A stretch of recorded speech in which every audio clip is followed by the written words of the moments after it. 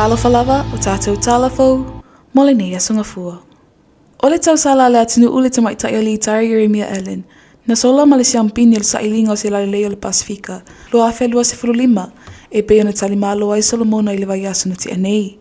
E toa valo sui tau vai le nei tau sanga, maa sa mata ina umata mai tai ma latu ta penanga.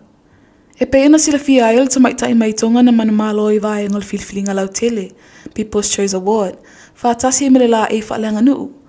O le tamaitai mai Amerika Samoa na sola male tāleni, tū maanga whaalia, male vaenga o Turisi, National Tourism Award.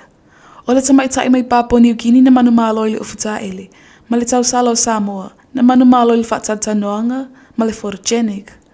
I le mai ai o le nei tau vanga o te e pale nei le tau sala o Samoa, ma o te so oile na fōle tamaitai a mai moana sa whaato a shrinky, i le tau sala le Pasifika. Inisi o tala. O la safari le na ti anei na toi tūla i ilu mo le whaamasino whai tū malo le sa avea ma minista le kapeneta, le awhionga la uli le Watea Schmidt. E tali ana molianga i pēna toi tolo pō mai e le whaamasino i le asalua na ti anei. E se fulu ma le ono le au whaingo molianga o lo molia i nei la uli, ma o le toi wala awa i le whaamasino i le safari le na ti anei. E whaamau tū ai le aso i toi whatau nu wai le whaamasino. E lua vaenga o ia molianga i pēna i molianga o lo molia whaatasi i la auli, ma le sunga ya Samuelu le au, si vai ke pi mamea, o le li i fai pulea fe pulea i fai matasua, li se Schmidt, ma le sa ave ma malo le malo, le sunga ya fatang malama li o au waa. O ia molianga le avala awa i lumo le whaamasinonga mai le asuluas fulu no me, anga ia ti le asuluas fulu fito i uni li tausanga nei. Ao isi molianga i pēna whaasanga lava ia la auli, o le a whaanga sola i lumo le whaamasinonga, mai le asuluas e fulu limanga i le asuluas e fulu iwo au kuso, o le tausanga nei. O le awhionga tamaitai whaamasino ia talasa a tuasaanga, na whaafoina le whaamasinonga i le asfari le te nei. O lo o whawa upea ia inga mo te tala i tuola auli, e whaatali aila na whaamasinonga, e au fia ile tu ina ati tono na pepa malanga, ia saini se ofisa o leo leo latane, au le i tale wha ile a fia fia asfari le uma, ia awane i taitala no i le mata upu i lunga le social media, ma ia awane i toi fisota i atia i lato umma moli mau, i le nei mata upu. Na faisi umi o poloka le awala tele langa i atu i sanganga, i le afia filas farile na te anei, o no se whaalawelawe tau ta awale. Le ana fetu ai ai se vena le tu ai ngal Toyota Hiace, ma se lole pusa sa ala uta mamafa, i le afia anga malie.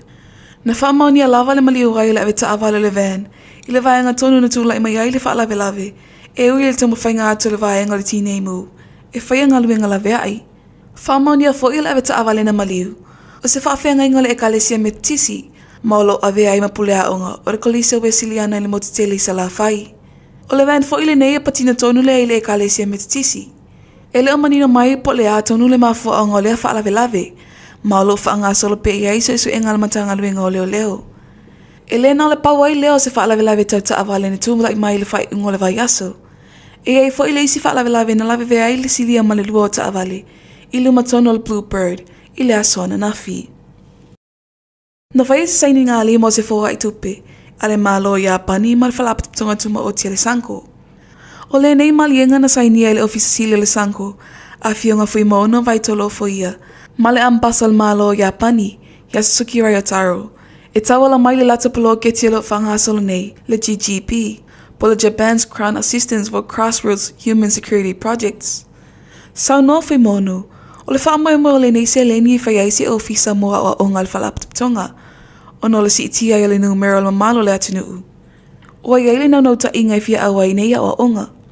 E pēna sila fia le whalapatapunga tuma o tia le sanko, lato te whaaleo i manato whalapatapunga ta itasi, e whainga tāna whaaleo lato langona mamana onga. Whawhetai ai fo i le sanko le malo i Apani, i le nei feso soin tele, a wale whaale leo nei tūlanga, a wale alalo i lumo le whalapatapunga. O le masina o matir tausanga nei wa fuafua e amatai, le nei ngaluenga. O le whailoa inga le vaenga o tūstala ma le taita i whono le vaenga wha upawhai le whaatuatua i le atua sama o tasi po le fast. Le awhionga i ala auli le Watea Polata i Vashmeet. I le asafari le na te anei. Na sauno ai la auli. E toa lua se fulu iwa lawa suia whai pula le fast. O lo o iai le taimi nei. E ese mai le toa ono ministaia o fiai ma le palimia. Le ana whaati a ese le vaenga wha upawhai. O isi ministaia toa iwa i le wha moe moe i whailoa i se whanotanga i lasto na ina te anei. Pei taina ta ua se li potel newspaper Samoa Observer. I le tau nuo na awai atu nei minista i to aiva, i lea funutanga. I tala muli, o le Paul Asfari na te anei na mali wai lava le tamaita i se fuluvale tau sanga le matua. Le ana a fia mai se whaalawelawe. Na whaonga ai se la au malo si mai la fia anga le visa le mua. I lea fia fila sa lulu le vai aso na te anei. E pea na sila fia, e wha pea na whana le li i tolis fulu ona tau sanga le matua le tamaita i tala vau. Ma a fia ilo na ulu. Mai ua ina toi wha o lava i lea li ile maliu ia te ia lava, ma pule ilo na soi fua se i tulou.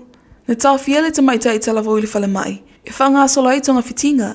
Pei tai nei ua i lava lo na o lai le Paul Asfari na te anei. O se wha lawe matu i a te lele nei wha lawe. E me se fo i se wha anonoanga tele mo le ainga o lea tamaita i tala vau.